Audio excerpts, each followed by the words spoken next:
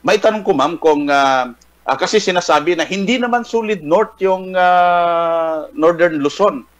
Sa ngayon, ano ba talaga ang totoong sitwasyon during campaign dyan sa Ilocos? Kung hindi sila makakapaghintay ng eleksyon, ay sasabihin ko pong may solid north. Kasi, alam niyo po dito, ano bang ibig sabihin ng solid? Dapat 100%? Hindi naman 100% na dapat. Di ba, syempre may isa, dalawa. Kahit gano'n naman yun pero solid. Solid as in majority, super duper majority, kung gano'n na, ay talagang sumusuporta sa ating tambalang BBM Sara. Kagaya ito, bibigyan ko kayo ng example. Nitong weekend, mayroong mga 5 tao na sa kabilang partido nag-ipon-ipon. 5 tao lang. Tapos, maya-maya naging 10 na sila na galing sa labas. Pero yun, lahat yun nakakarating sa akin. Yung mga tao dito, sasabihin na lang sa akin, Miss Cherry, mayroong mga taong nag-iipon na ibang kulay. Hindi ko na sabihin kung anong kulay. Sasabihin ko pa ba? Nakakayaman kasi sabihin yung kulay. Pero, ilan ba sila? Mga 5. Hamo na sila. Sabi kong ganon. Tapos mamaya naging 10, galing daw sa labas. And then, nag-grand rally sila. Yung grand rally nila is wala pa namang 100 na tao. So sabi, napatamba natin yan, puntahan natin. Tapos makita nila marami tayo. Sabi ko, no need. What for? Yun naman ang yun naman ang essence ng kalayaan, 'di ba? Para makita nila na dito sa Ilocos Sur, specifically nandoon sila sa Vigan, ay mayroon tayong kalayaan sa pagpili. Tayo naman hindi tayo pikon sa ganyan. Hayaan niyo na sila.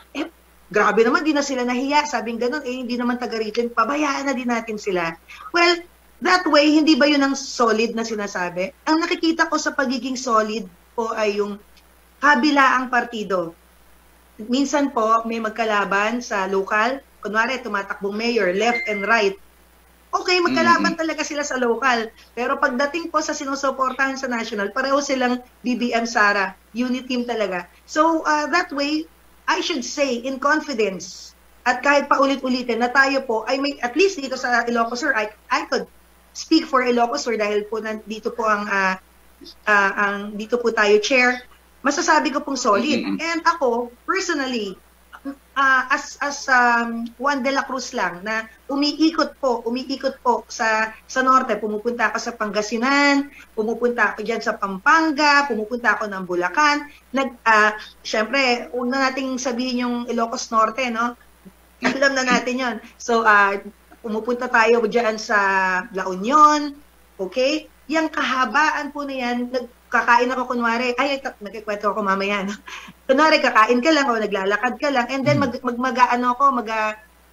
sa-survey ako, yung random survey, kalye survey, and hindi naman po sa pagtataas ng bangko ay talaga pong BBM Sara po. Wala po akong nakita sa norte na na-interview ko na habang naglalakad ako o habang nagpunta ako sa isang lugar dyan na hindi po BBM Sara. And meron pa po, nakakatuwa lang na isang siguro 2 nights ago, binaba ko po yung yung bintana ko kasi nag-ano ko sa McDo, nag-drive-thru. May group of mga kabataan diyan, may group of kabataan kumaway sa akin, ulo ko pa. Sabi ko, may face value. I don't know kung kilala ako o kinakampaign nila ang BBM Sara sa akin. Pagbukas ko ng bintana, gumanon sila sa glass, by the glass, ang dami nila. Sabi nila sa akin, ganon, nag-peace sign sila.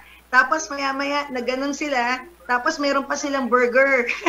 Nag-sign sila ng burger, which signifies unity. Yun yung nakakatawa po, no? Hindi na po tayo makikipagtalo kung mayroon po talagang solid north dahil po may election naman. And all we have to do is to focus on our campaign at focus more on pagbabantay ng ating mga boto. Yan po ay isang seryoso pong panawagan po sa ating pong lahat po na sumusuporta po sa tambalang BBM Sara Unity Team. Magbantay po tayo ng ating boto para po masigurado po natin ang integridad at ang safety ng ating boto at madinig na totoong madinig ang tinig ng taong bayan kung sino ba talaga ang gusto po nating iboto at maluklok bilang Pangulo, pangalawang Pangulo, pati po ang ating mga senatorial lineups.